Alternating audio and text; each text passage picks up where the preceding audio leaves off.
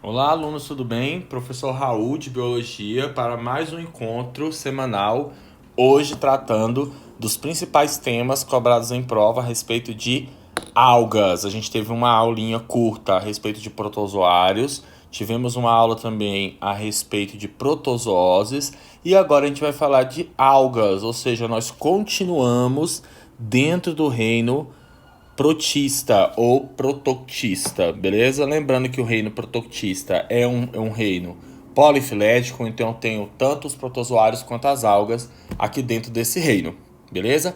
Primeira coisa, gente, por que alga não pode ser, né, não pode ser considerado um vegetal? Por que elas não estão dentro do reino vegetal? Primeiro, porque nós temos várias algas unicelulares, e elas não formam tecidos verdadeiros, ou seja, existe uma cooperação parcial entre essas células aqui, sem formar um tecido verdadeiro. A gente não tem diferenciação de órgãos também. Então, por isso que não pode ser considerado planta. E também eu não tenho os gametas revestidos, guardados por um tecido estéreo. Beleza? Os gametas ficam soltos, né? Não tem assim uma estrutura, um arquegônio, por exemplo, para guardar a osfera lá no caso das plantas. Por isso que algas não são consideradas plantas. Onde que a gente tinha que colocar as algas, não sabíamos onde colocar as algas, acabamos enfiando elas aqui no reino protista, beleza? Vamos ver então as características gerais. Olha só, as algas, todas as algas são eucariontes. Você não pode confundir com cianobactéria, que é lá do reino Monera, que é uma bactéria fotossintetizante, tudo bem. Só que é procarionte, então cianobactéria fica lá no reino Monera, beleza? Aqui nas algas, todas são eucariontes, elas podem ser unicelulares ou pluricelulares e são autótrofas fotossintetizantes ou heterótrofas. A gente vai ver já já que as algas podem realizar um processo de alimentação heterotrófica também, beleza? Mas elas são autótrofas fotossintetizantes. Elas só são heterótrofas quando não existe luz. E elas são obrigadas a se alimentar, mas elas conseguem produzir o próprio alimento também. Olha só que top.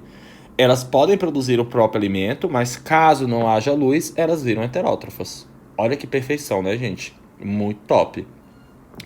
Por que estudar alga é importante? Primeiro, porque elas caem na nossa prova, obviamente, e porque elas fazem parte do famoso fitoplâncton. Gente, o fitoplâncton é um conjunto de milhares e milhares, inimaginável, né, o número de algas unicelulares que habitam rios, lagos e o mar.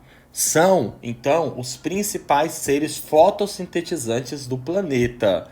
A gente acha que as plantas, tudo bem, as plantas têm uma importância enorme no ambiente terrestre. Só que a maior parte do nosso planeta é um ambiente aquático, é o mar. E no mar, essas algas estão constantemente produzindo matéria orgânica, sustentando a cadeia marinha como um todo e produzindo oxigênio. Oxigênio que nós respiramos nesse exato momento aqui no ambiente terrestre. Diferente das plantas, né? Diferente das plantas do ambiente terrestre, que acabam consumindo elas mesmas boa parte do oxigênio que elas produzem, o fitoplâncton não. Eles não consomem o oxigênio que eles mesmos produzem, porque eles acabam sendo consumidos pelo zooplâncton e acaba que a gente tem um saldo positivo na produção de oxigênio. Então, isso é clássico, sempre cai em prova. Os principais produtores de oxigênio para a vida no ambiente terrestre são as algas que estão nos oceanos, não as plantas que estão aqui no ambiente terrestre nesse exato momento. Tudo bem que se você acabar com todas as plantas, aí já viu, você fica sem oxigênio nenhum.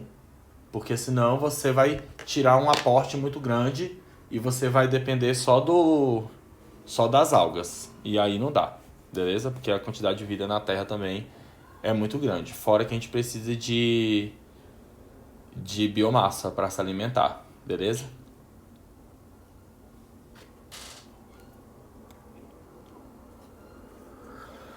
Vamos continuar então aqui, galera. A gente vai então diferenciar dois tipos de algas. A gente tem as algas unicelulares e as algas pluricelulares. Cada um tem o seu papel. A gente tem que saber diferenciá-las, senão a gente acaba errando na nossa prova. Primeiro, vamos nos dedicar às algas unicelulares. São 3, as principais que a gente tem que estudar em prova. A gente tem as euglenófitas, os dinoflagelados e as diatomáceas, tá? São vários grupos de algas aqui. Só que a gente vai estudar só essas 3, euglenófita, dinoflagelado e diatomácea, que são as mais importantes, beleza? São, então, os constituintes do fitoplâncton. O fitoplâncton, não sei se vocês lembram, ele é consumido pelo zooplâncton, que é um conjunto de seres, né, de artrópodes muito pequenos. Então, um é consumido pelo outro. Então, o fitoplâncton é a base da cadeia alimentar do ambiente aquático.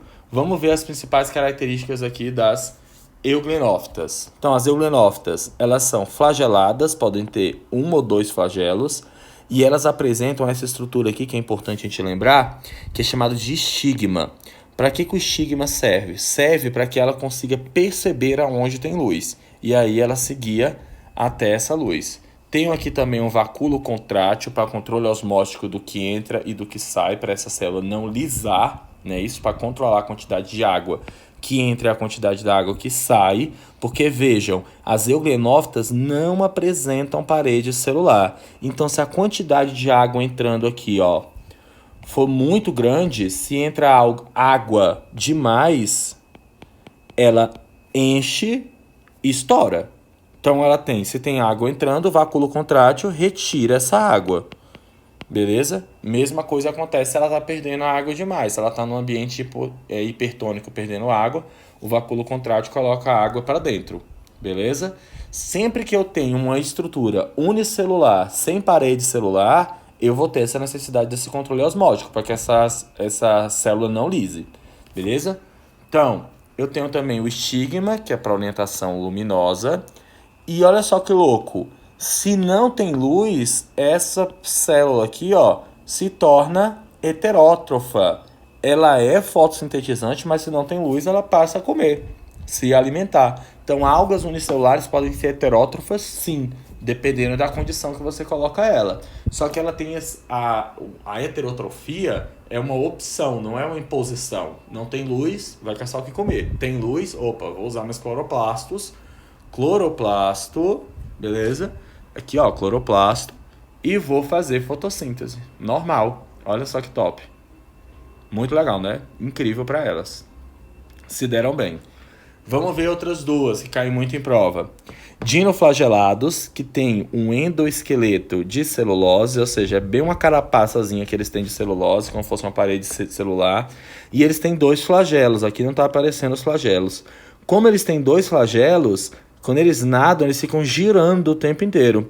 Dino significa girar, beleza? Dinoflagelado fica sempre girando. É uma alga que você observa na lupa, ela está sempre girando.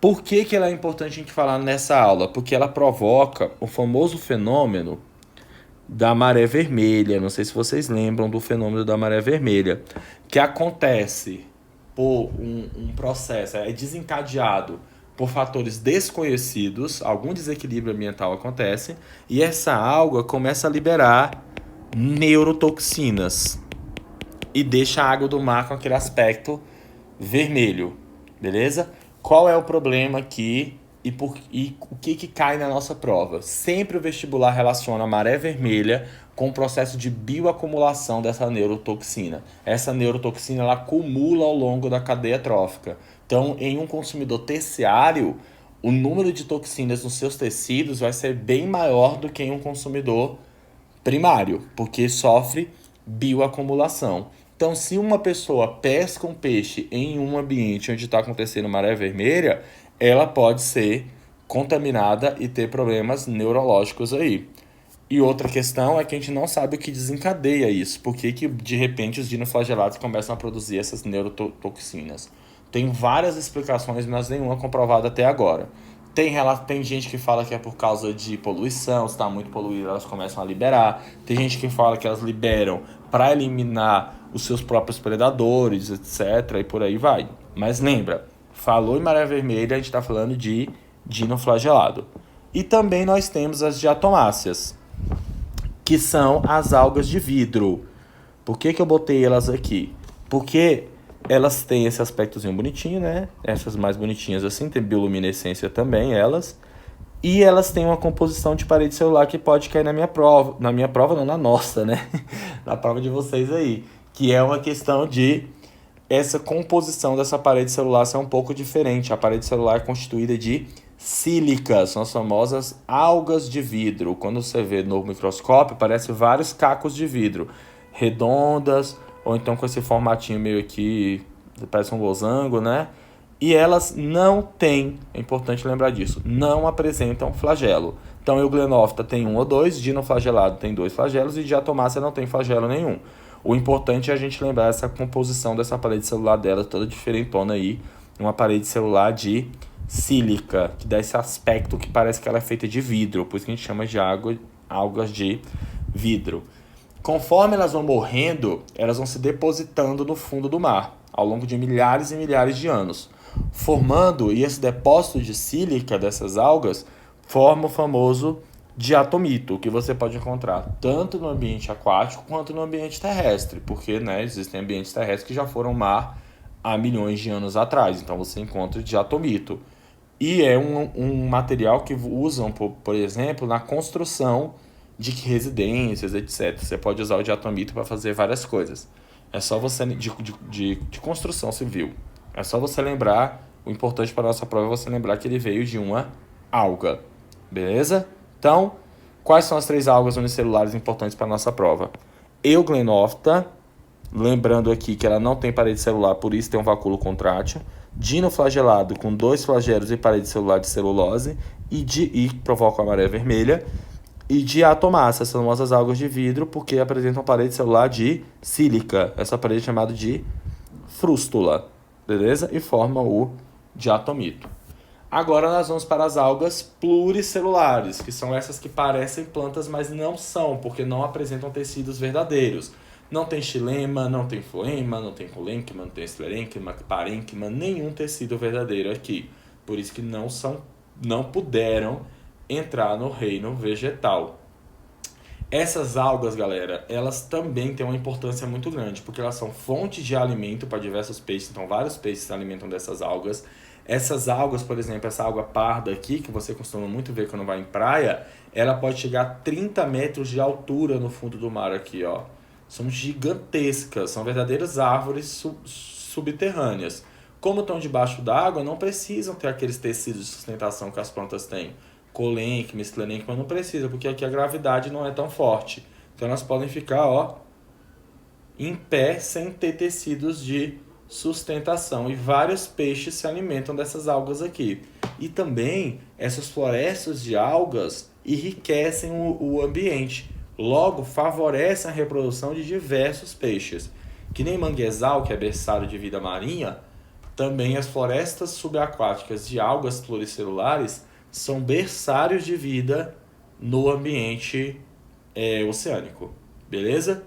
Então, quais são os tipos? Tem vários, mas as principais que a gente tem que saber são feofita, que são as algas pardas, aquelas que você vê quando você vai no mar e tá cheio de água, você vai na praia, tá cheio de alga lá, você fala, nossa, que merda, tá cheio de água aqui. É um bando de alga parda lá, beleza? Muito comum aqui no Brasil, tanto a parda quanto a vermelha, quanto a verde também. Rhodophyta, que são as algas vermelhas, e Chlorophyta, que são as algas verdes. O que muda de uma para outra? O pigmento fotossintetizante. Então eu tenho o pigmento fotossintetizante das verdes que dá essa coloração, das vermelhas essa e das pardas essa. Por que eu tenho pigmentos fotossintetizantes diferentes em relação a essas 3 algas? Porque elas trabalham com a absorção de comprimentos de onda diferentes para realizar a fotossíntese. Então, o que vai determinar se determinada alga vai aparecer? Se vai ser a parda, a vermelha ou a verde? A profundidade do mar. Se o mar tem uma profundidade naquele ponto baixa, dá para você pegar esse comprimento de onda igual das plantas. Por isso eu vou ter as clorófitas. Se já é uma profundidade média, a gente vai para as pardas. Se é muito fundo, aí você já vai para as algas vermelhas, porque eu tenho comprimentos de ondas diferentes sendo captados aqui para a fotossíntese dessas algas pluricelulares, beleza? Outra coisa importante para a gente fechar. Galera, as algas pluricelulares apresentam o mesmo ciclo de vida das plantas, o famoso ciclo haplodiplobionte. Então eu vou ter a mesma alternância de gerações. Eu vou ter gametófito N e esporófito 2N. Aquele mesmo ciclo de vida das plantas, né? Esporófito produz esporos por meiose, que germinam, que geram gametófitos, produzem gametas por mitose, que se encontram e originam um novo esporófito. É o mesmo ciclo de vida das plantas. Coisa importante que eu quero frisar aqui antes de terminar é que existem algumas diferenças. Primeiro, os dois gametas são nadantes. Então não existe o gameta masculino e o feminino. Os dois gametas, no caso das algas aqui, eles são nadantes. Então acontece na fecundação um negócio assim, ó. Um gameta nadante fecundando um outro gameta nadante. Isso é curioso, beleza? E outra curiosidade também é que não existe fase dominante, nem o esporófito, nem o gametófito. Eles são ambos de mesma duração e morfologicamente iguais. Então não tem como eu olhar para uma alga e saber, por exemplo, se essa alga é um gametófito N ou um esporófito 2N. Não tem como eu diferenciar, porque morfologicamente o gametófito e o esporófito são idênticos, ou seja, a aparência deles é a mesma. Tudo bem? Fechado então, galera. Muito obrigado pela atenção de vocês, bons estudos e até o nosso encontro da semana que vem, beleza? Tchau, tchau!